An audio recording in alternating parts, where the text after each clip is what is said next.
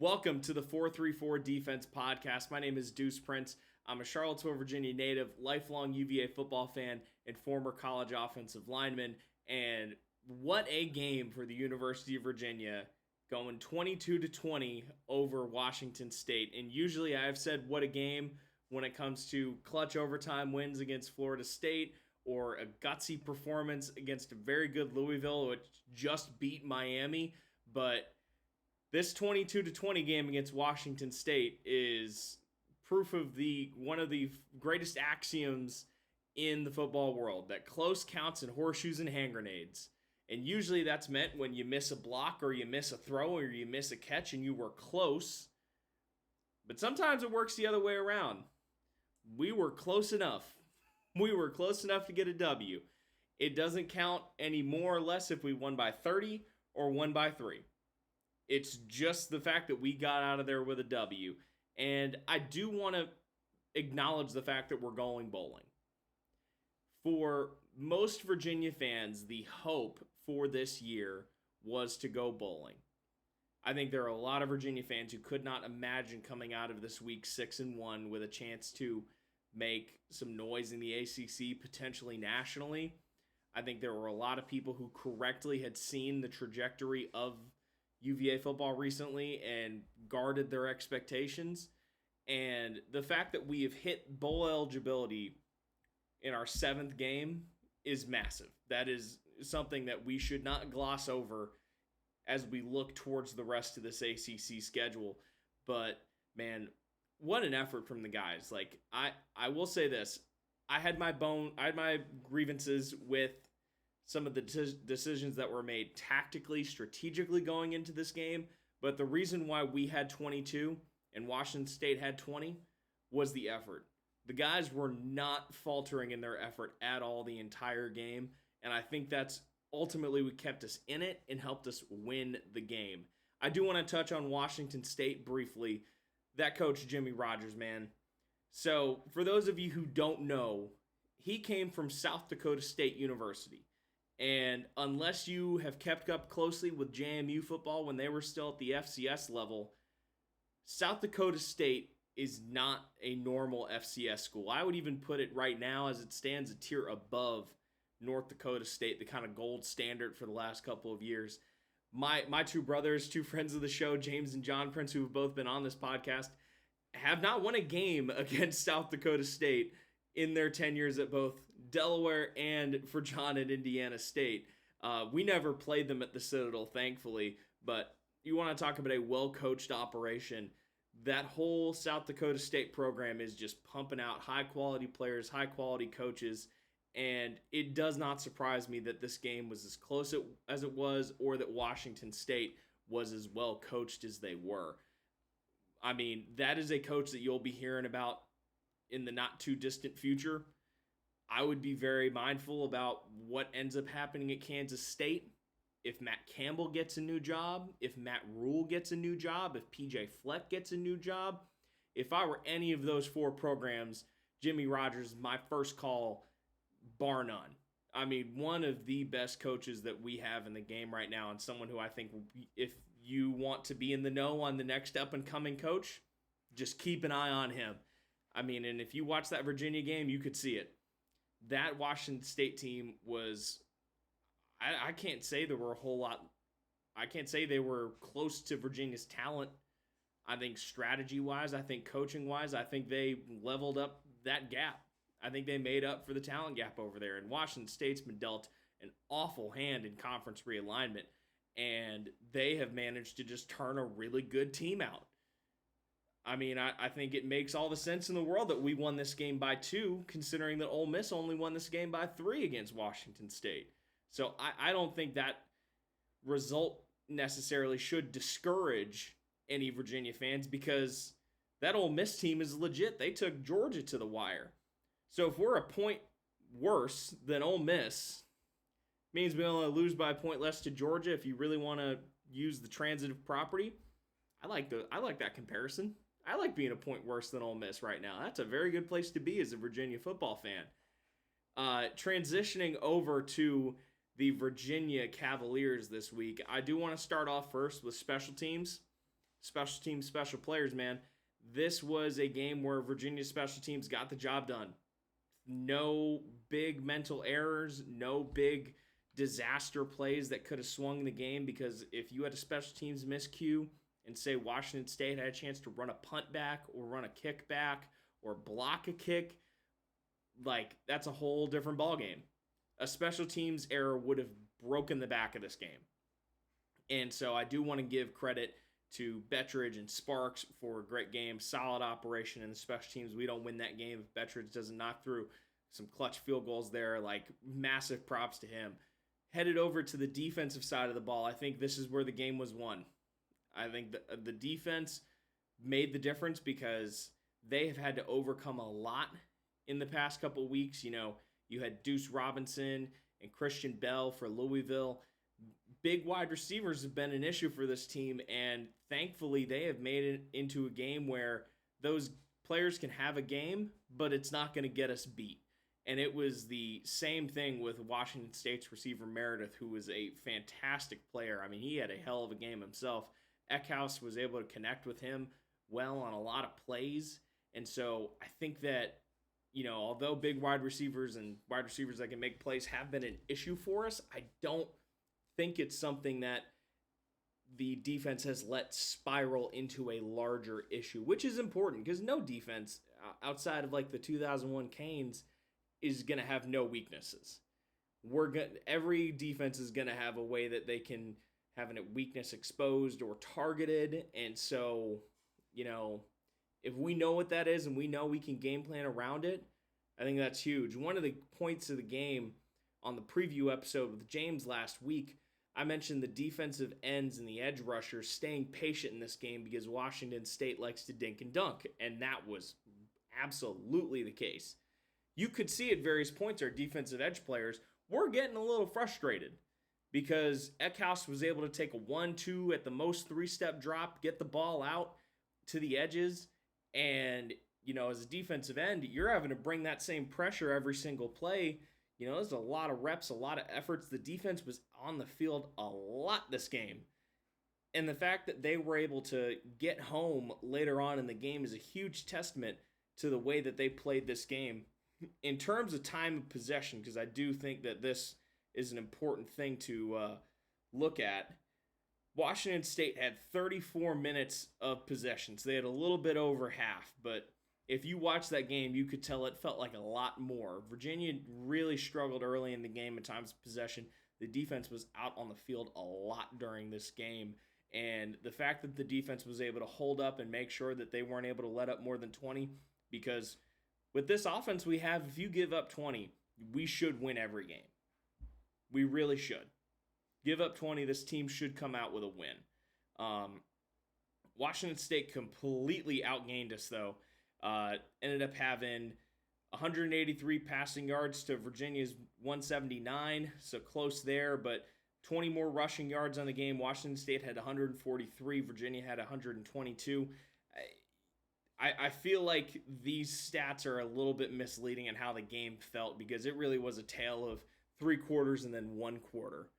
The University of Virginia did not win the middle 2 quarters. The second and third quarter are a really good metric of judging how well a football team is playing.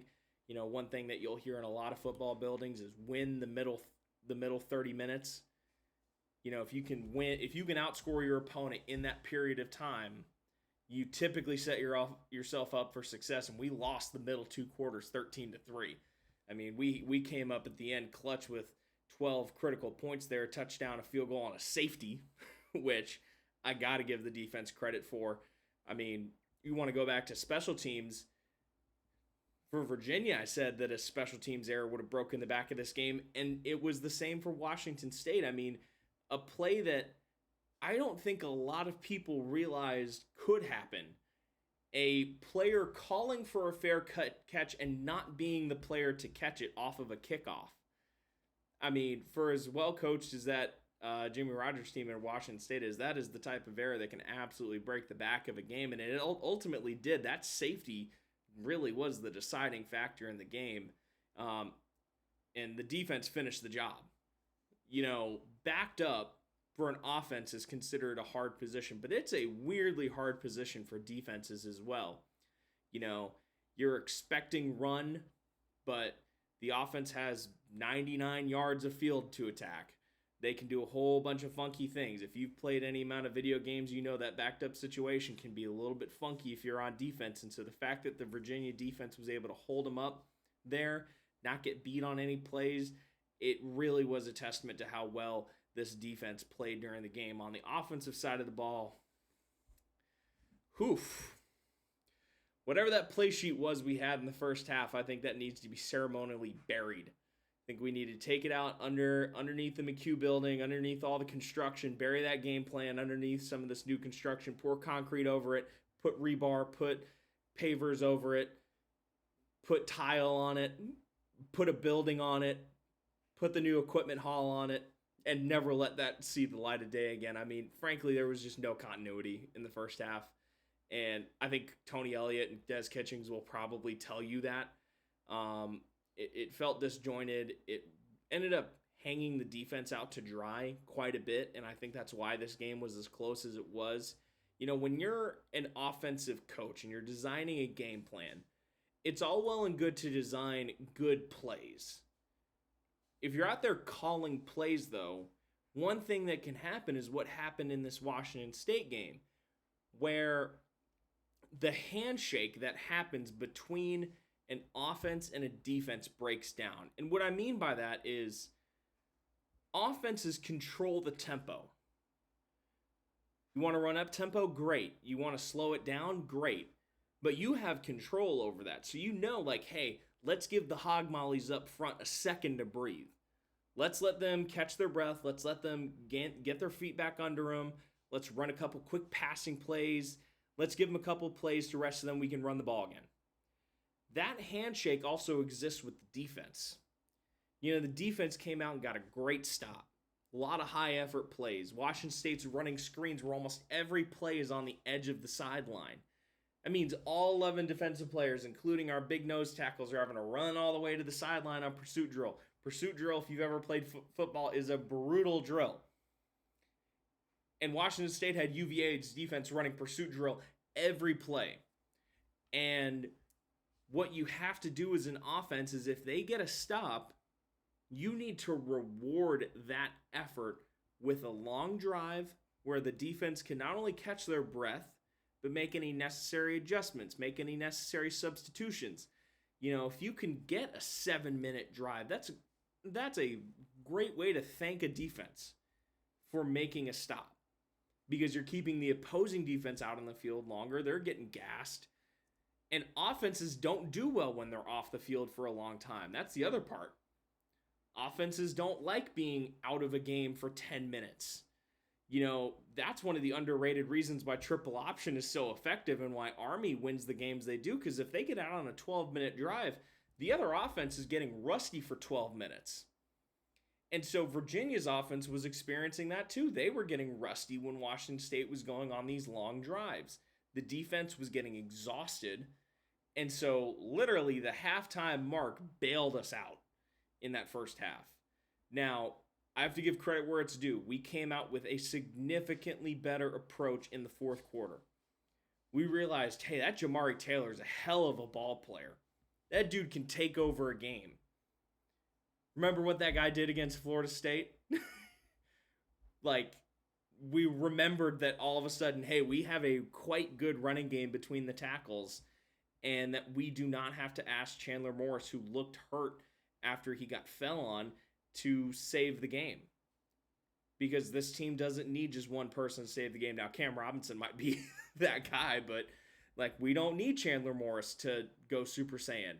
We just need him to be Chandler Morris and run this offense effectively. That's, you know, the hog mollies up front. Like, shout out Drake Metcalf, who served again in relief duty at center, sliding over from guard for 3 weeks now for 3 of these amazing wins. Brady Wilson still was out. I mean, great game. Like, ended up hustling, working his tail off. Like, the running backs ended up being able to run behind the guys, doing a great job there. Like, that fourth quarter, that long touchdown drive, that really ended up being the difference there. That was great. I also have to shout out the defense for generating a bunch of turnovers. The offense wasn't able to capitalize on those. And, one thing that can really get you a nice little bit of separation in a game is scoring points off of turnovers. It's a lot like a tennis match. Sometimes it can just be point one, point. But if you can get a fault on a serve, if you can get 2 points in a row and double it up, all of a sudden gives you a really large deficit for the other team to recover from. And I did like how we started to get the wide receivers in use there. I like that Cam Ross play, and he ended up getting hurt on the reverse, I believe.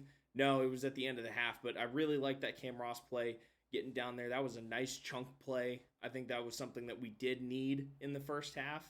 But I did think that play on the end on Cam was targeting. Like, I don't think we understand what targeting is, both as fans and as adjudicators in the zebra stripes. I really don't think we have a great handle on what that situation is really.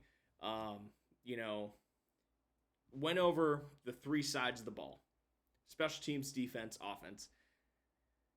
Those 3 are tied for second in most important sides of the ball in this game. Offense might even be third. Defense, special teams, offense in the back. And then the most important side of the ball was the 4th side of the ball. This is the real core of this episode, is the 4th side of the ball. The 4th side showed out and got a win, which is something that Virginia has not had a lot of history of doing. One thing that, any Virginia Tech or JMU Twitter jackass is going to do is post a picture of UVA in the third quarter of a game with the hill or with parts of the stadium a little bit deserted and just comment woof. And it kind of hurts as a UVA fan. It does. It sucks. But man, 55,000 people, almost 56,000 showing out to the game. The hill was filled. The crowd was energetic. Like, the fact that we rewarded that attendance with a win is huge. Road wins against a great Louisville team are one thing.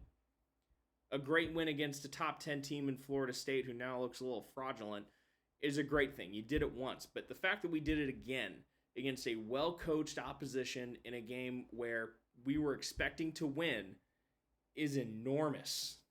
To go out and win the games that you're expected to do, even if it's ugly, that drives attendance retention. That drives people coming back because they know that when UVA gets hot and I want to go to a UVA game, they're going to reward me coming with playing hard and winning games. I mean, that is something that is absolutely critical to any football program becoming that top tier echelon program.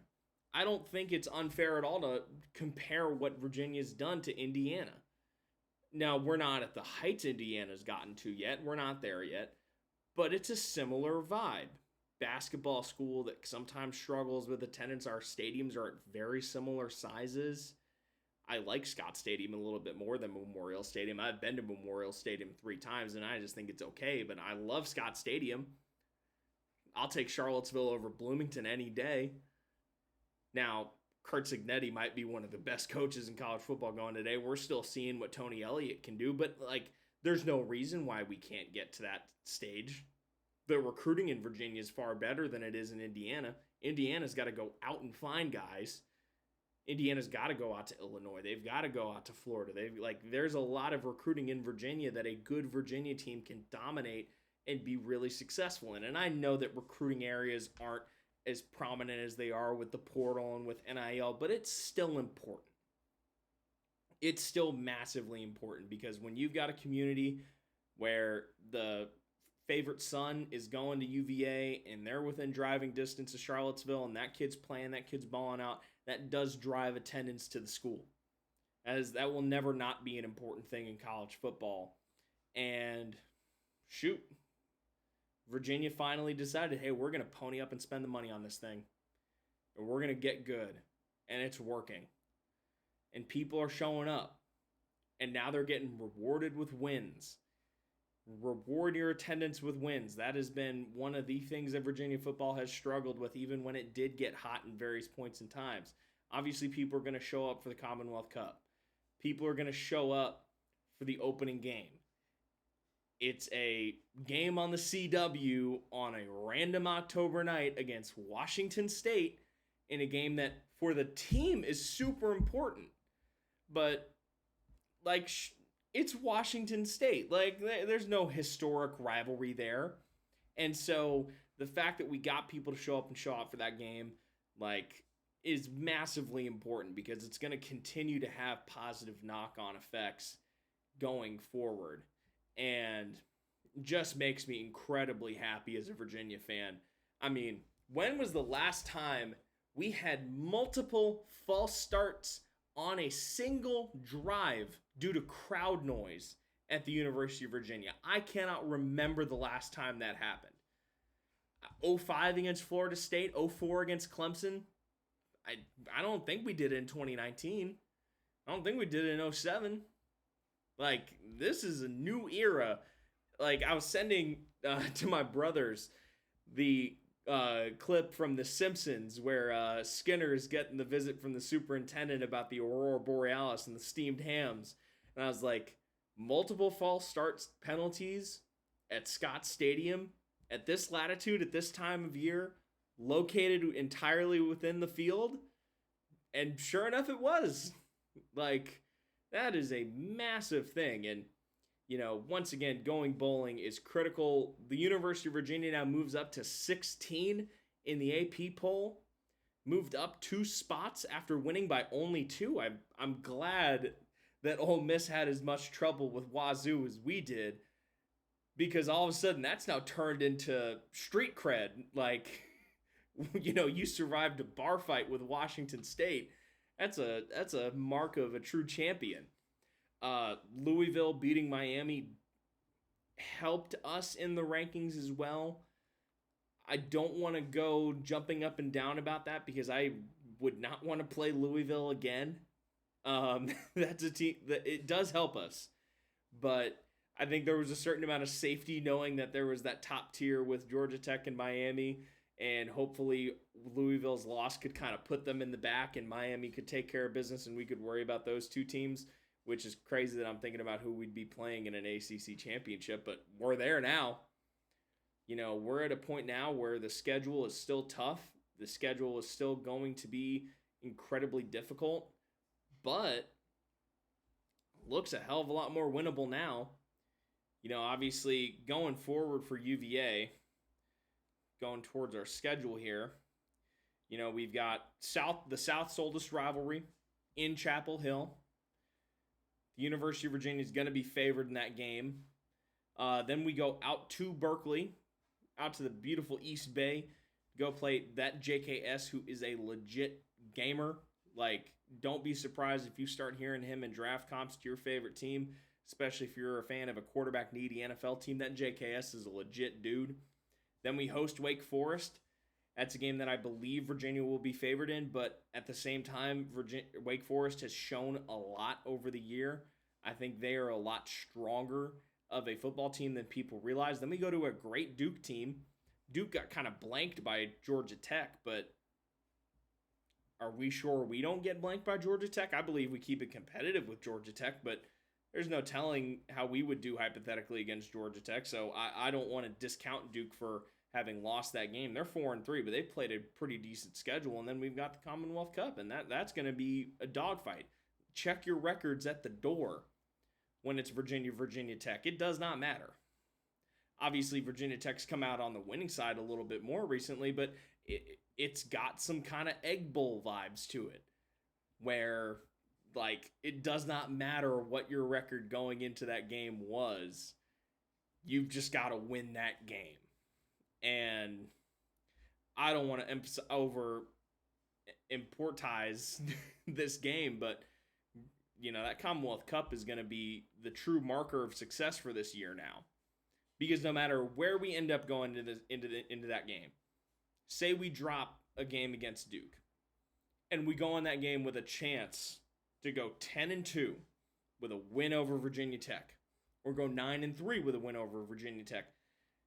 That, I would rather a 9-3 with a win over Virginia Tech than a 10-2 season with a loss against Virginia Tech. And that probably sounds like lunacy to some people. But we got to get that boogeyman off our back, man. Or that monkey. We got to get that monkey off our back. That's one that I think is a must-win, even against a down Virginia Tech year.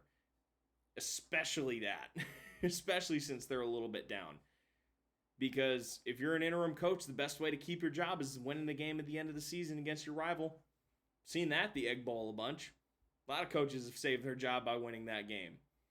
A lot of interim coaches have saved their jobs just by that win. Not necessarily as much at Virginia Tech, just because we haven't had that many interims in that game in a long time, but point stands across college football. So I am very excited about this UVA football team. You know, started this podcast, TikTok, Instagram, whole thing, once that play was made in the Florida State game. And I was like, all right, there needs to be someone making recaps on Sunday about this, because I was driving with my girlfriend to get breakfast on Sunday. And I was looking up YouTube frantically, trying to find someone UVA-centric making videos about that win. I had to settle for the Cover 3 podcast with their Florida State guy talking about the game. And they were nice. They gave us our flowers, but, like, this is a hell of a year at UVA. You know, I've already had a chance to have our content get interacted with by some of the UVA players. Shout out my boy Drake Metcalf. Keep holding it down on the offensive line. You know, this is a special year, and we've got some special players on this team. And, you know, I am the chief rat poison alert officer that's like, we can't get over our skis on the rest of this schedule. We still have to play legit football. But I'm only saying that because we have a chance to do something that has not been done at the University of Virginia in a long time. We had the Grow and Welsh years, from the 90s to 2000s. We had that 1 year with Bronco Mendenhall. And in between then, there really hasn't been a whole lot. There really hasn't been a whole lot of high highs. There have been some low lows and there have been some mid-mids. But this is a chance for one of those explosive years. And I'm not even going to say the P word. I'm not even going to say the CC words. But it's in front of us now. Going into week 8. Something that's never happened at the University of Virginia in a long time. Not never, but we haven't had this happen in a long time. And we've proved it with a legit resume. We haven't been playing a bunch of cupcakes. An NC State loss, thank goodness it's out of conference, they're going to give a lot of people trouble. You know, that Louisville team clearly is the best team we've played this entire year. We were able to gut out a win in overtime on the road when we weren't even playing our best, I don't think. You know, we gave Florida State our best shot, had a massive crowd behind us, and won the game. Those are the type of wins you need to have if you want to be that top 25 program, which I believe we can be. And all that was left, you know, we have the monetary resources behind it. We have, I believe, the head coach. We have the quarterback. We have the defense. Now all we have to do is just go out and execute. And like I was saying at the beginning of the pod, man, close counts and horseshoes and hand grenades. We win every one of these games by 1 point. They don't count anymore or any less. You know, we don't have the media propaganda arm like the SEC has with ESPN, where if we play poorly and we win a game that we should have won by 30, by 2, we're all of a sudden better because the conference is better. You know, we're going to have to try and go belt to ass on some people and try and run up a lead to try and get in the rankings. But at the end of the day, 11-2 Virginia makes the playoff. That dog will hunt. 12-win Virginia absolutely makes the playoffs because that means we won the conference championship. 10-win. It's not out of the question. With the resume that we're starting to build, I'm not saying we're going to do that because that's rat poison. And I'm not in the business of feeding my football team rat poison. but it's in front of us. We have not eliminated ourselves from that chance yet. And you should reserve your expectations, but keep your hopes high as Virginia fans, because we got the team. I firmly believe we got the team to do it. A worse Virginia team would have come into this game and we probably would have lost by 14 points. But we have the crowd behind us. We have the coach. We have the team. We have the AD, clearly, because we were able to bootstrap a lot of money to get into this program to be competitive. And this isn't a thing that I foresee stopping at this year. Be ready, because it's going to get fun at the University of Virginia football program. It's going to be really, really good.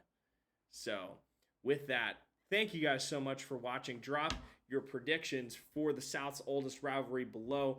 I have a great guest lined up for Thursday, Ahmed Saeed.